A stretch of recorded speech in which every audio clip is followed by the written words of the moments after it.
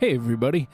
Randy, Bradley, and I talked about the Mighty Mighty Boss Tones, and then we lost Bradley to technical difficulties, or we started talking about wrestling. You decide. You be the judge. Here's some of that conversation. I felt that way about Amazing Red when I was going to shows, local NYC, Queens, Long Island area. I think the guys that were wrestling a lot were mostly guys that didn't make the WWE after the merge. So Crowbar was there a lot. Oh, shit. He was from Jersey.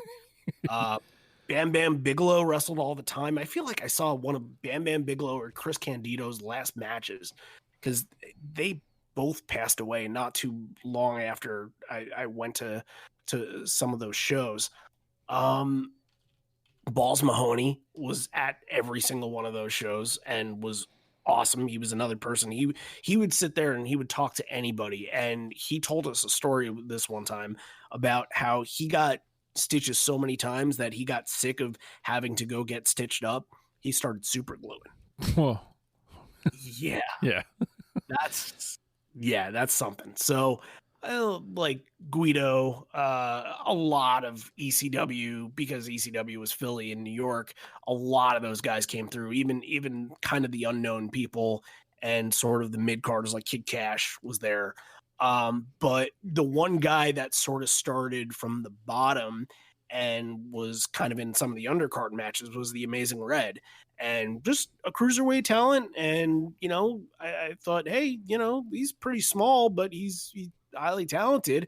And then a couple years later, he starts doing, Impact stuff and TNA stuff. And I'm like, oh, good for him. That's great. It's great to see that he's advanced this far, because I don't remember anybody else that did. There was a guy that wrestled for the federation we used to go to. It was called USA Pro Wrestling. And Mikey Whipwreck was another one too. And he had one called XPW or something like that started around the same time, and it didn't last too long, but it was supposed to he was trying to do the same thing that ECW was doing essentially. And those matches were completely in the dark, if I remember correctly. Like there was one spotlight on the ring. Oh, all right. Very interesting. Yeah. But, so there was one guy in USA Pro Wrestling that my friends and I essentially made a star, because he was just wrestling in his match, and he's a pretty generic dude with a mustache and long hair. And I don't think he had too much of a personality before, we kind of showed up and made him who he was. But his name was Ken Sweeney. And one of the people I was sitting with during the match, where, nothing's really going on, just shouts, "Ken Sweeney." And everybody caught on to it. And it became this thing, Sweeney Dub. And everybody just started to love the guy. I might have gone a couple shows without going. So the next show that I go to, he wins their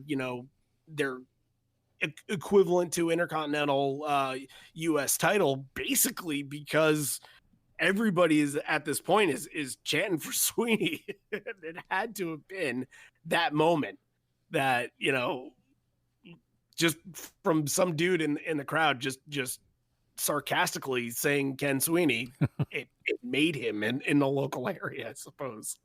That's as far as he got. I have a similar story. there was a guy who wrestled here, Outlaw Sam Bass, and the first local show I went.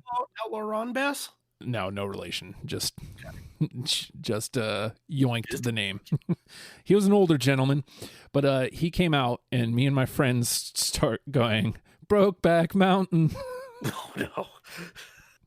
I mean, in hindsight, it's like, I wish we didn't, but at the same time, it caught on. So it's like, and it got him heat because he was a bad guy. I live in Virginia, and now I'm like, God, I wish we didn't do that. But like, whenever a chant catches on like that, it's kind of nice. I just wish it wasn't that one.